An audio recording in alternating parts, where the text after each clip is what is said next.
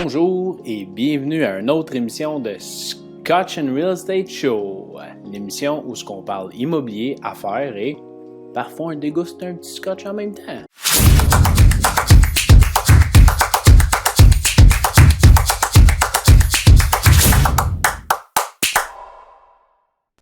Aujourd'hui, je voulais partager avec vous, puis je voulais savoir en même temps de votre côté, quand vous faites des projets immobiliers, avez-vous des plans A, plan B, plan C pour vos stratégies de sortie, pour votre sortie tout simplement, ou quand vous faites un projet, quand vous voulez l'emmener jusqu'au bout, est-ce que vous avez plusieurs plans ou plusieurs stratégies au cause qu'il y a quelque chose qui arrive? Je vais vous partager ça aujourd'hui, entre autres à cause que je l'ai vécu personnellement, puis je crois que beaucoup de gens l'ont vécu aussi. Si on prend par exemple les flips, comme vous le savez, je fais des flips également. Puis on s'entend que pendant la pandémie, là, c'était donc le fun de faire des flips parce que les maisons se vendaient comme des petits pains chauds. Tu l'achetais, puis 30 jours après, elle venait de prendre de la valeur, puis tu n'avais rien fait avec ta maison encore. C'était un beau marché, c'était un marché de vendeurs.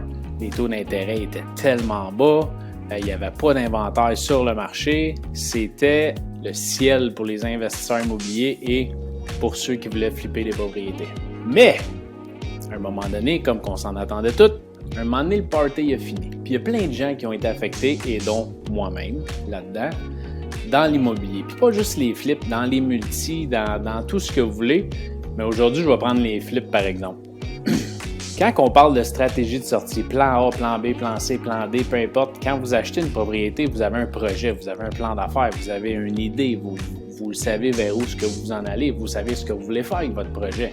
T'sais, vous vous amenez jusqu'à la fin, c'est votre plan A. Mais quand vous achetez vos projets, est-ce que vous pensez déjà au plan B? Est-ce que vous pensez déjà au plan C? Ou c'est comme non, c'est le plan A, puis je me tiens au plan A. Puis je vous parle de ça aujourd'hui parce que c'est un sujet de conversation que j'ai eu sur un des masterminds avec d'autres gens. Puis on a parlé de ça si les gens croyaient à ça, un plan A, plan B, plan C, plan D. Puis évidemment, les options, les opinions des gens étaient très variées. Il y en a que oui, il y en a que non. Moi, je pense que naturellement, quand tu achètes un projet puis que tu veux faire l'immobilier avec un projet X, peu importe c'est quoi, tu l'achètes dans le but de faire ton plan A. C'est pour ça que tu l'as acheté, c'est ce que tu voulais faire. Que ce soit de le flipper, de le rénover, de refinancer dans 12 mois, de le revendre. Peu importe c'est quoi ta stratégie, tu en as une stratégie, puis ça, c'est ton plan A. Mais est-ce que vous allez plus loin à dire, bon, mais si mon plan A ne fonctionne pas, est-ce que j'ai un plan B? Puis est-ce que mon plan B est bon? Puis si mon plan B ne marche pas, est-ce que j'ai un plan C? Est-ce que vous pensez comme ça? Est-ce que vous vous rendez jusqu'à un plan C? Ou vous, c'est le plan A, je m'en tiens à ça, that's it. Honnêtement, de mon côté, quand j'achète de quoi, j'ai un plan A. Mais je pense qu'avec le temps et l'expérience acquise en immobilier puis l'expérience de vie, je pense que naturellement, ton système d'autodéfense ou ton expérience fait en sorte que si ton plan A ne fonctionne pas, tu vas tout de suite penser à un plan B. Ça va devenir un réflexe naturel. Puis je pense que quand tu achètes initialement, tu te dis pas « OK, j'ai un plan B », mais ça vient tout seul. Parce que tu le vis, puis là, il faut que soit tu te réajustes ou tu réalises que ton projet s'en va pas dans la direction que tu voulais. Fait que c'est quoi qu'on fait dans ce temps-là? Tu laisses tomber les bras puis t'abandonnes tout? Non, je pense pas. Il y a tellement d'argent en jeu puis il y a tellement de choses, de facteurs que tu peux pas juste abandonner puis laisser ça tomber. Donc, moi, j'achète toujours un projet avec mon plan A. C'est ça que j'ai en tête.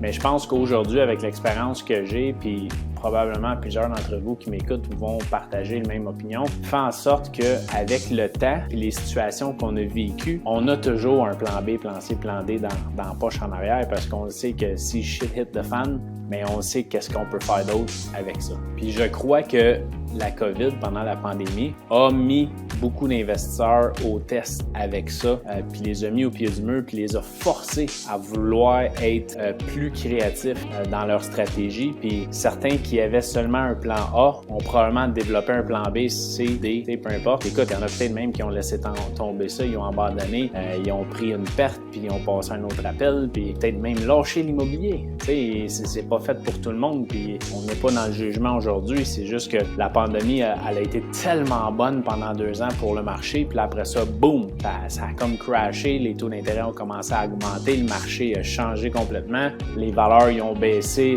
un peu, pas beaucoup, dépend le segment, mais il y a eu certainement un changement dans l'air sur le marché immobilier, puis ça a forcé les gens à trouver des solutions, des stratégies, un plan B, C, D. Puis je pense que le flip, c'est vraiment une belle exemple qu'on peut démontrer à ce niveau-là. Comme je disais, dans la pandémie, tu achetais une maison, on essaye toujours d'acheter en bas de la valeur, tu calcules tes frais de détention, tu calcules tes rénaux que tu vas mettre, tu calcules la valeur marchande, puis normalement, entre les deux, tu devrais avoir un profit qui fait que c'était ton plan A, puis c'est comme ça allait fonctionner. Mais là, tout d'un coup, tu achètes dans la pandémie, ça va bien, ça va bien, ça va bien, puis on ne savait pas là, quand est-ce que c'était pas arrêté, cette party-là. Là, tu achètes 1, 2, 3, 6, 10, 12 flips à propriété, peu importe, pendant le COVID, puis là, boum!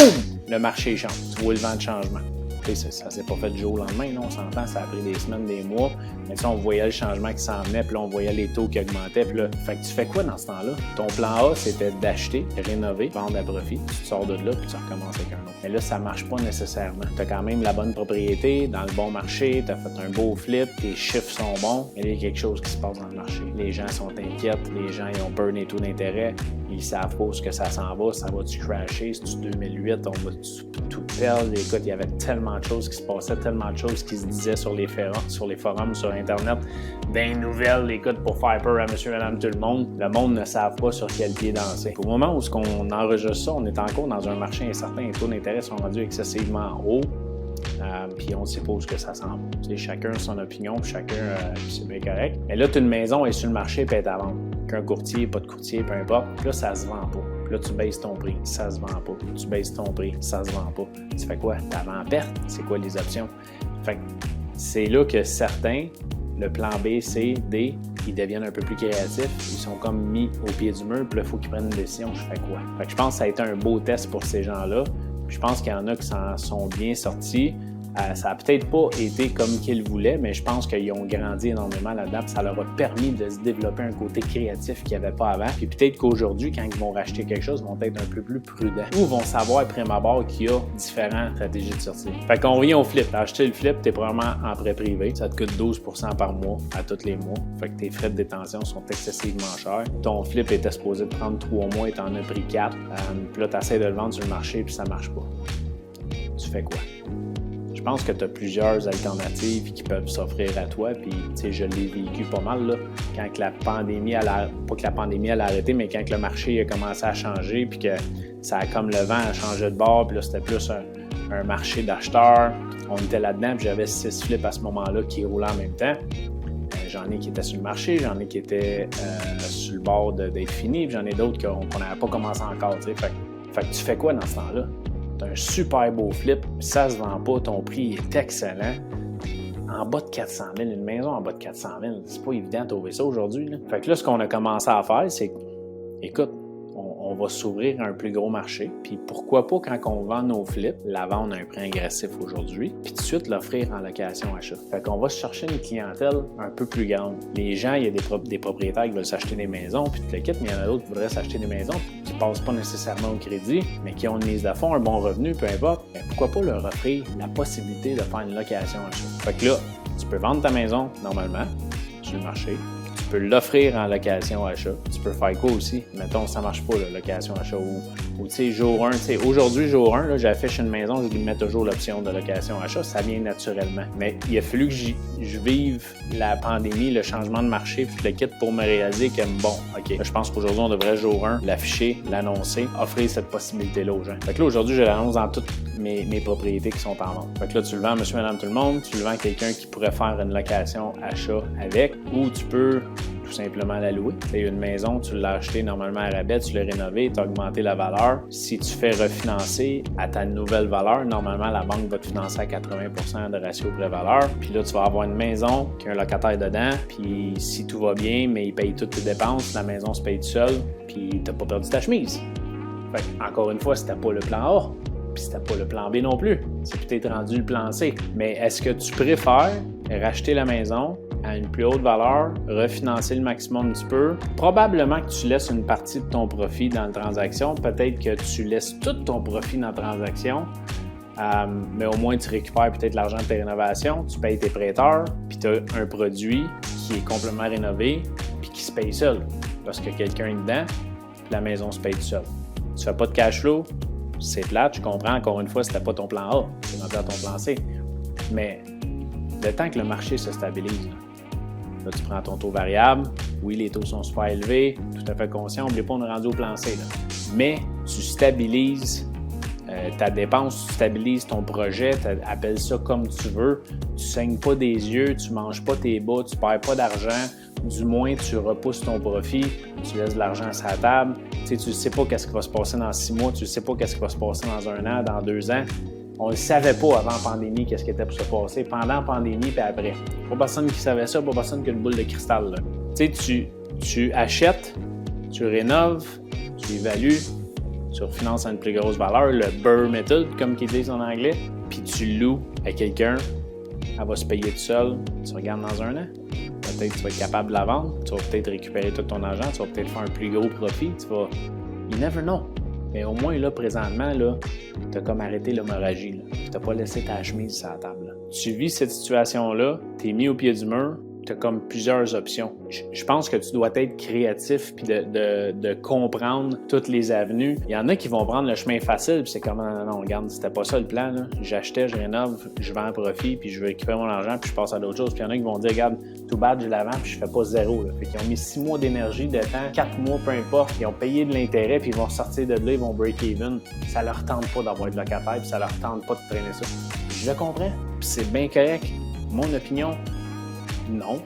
Tu as un investissement, tu es aussi bien de la stabiliser ton investissement puis mettre ça sur la glace en attendant. Moi, je pense que le flip, tu as comme plusieurs options. Là. Achète, vend, achète, rénove, vend, profit. Marche pas. Achète, vend. Achète, rénove, puis tu mets un client à location, achète dedans. Encore une fois, tu repousses ton profit à plus tard, mais tu as quelqu'un qui paye la maison. Théoriquement, tu fais un cash flow tous les mois. En location achat, tu as une vente assurée avec cette personne-là. Il faut juste que tu lui donnes un coup de main pour redresser son bureau de crédit.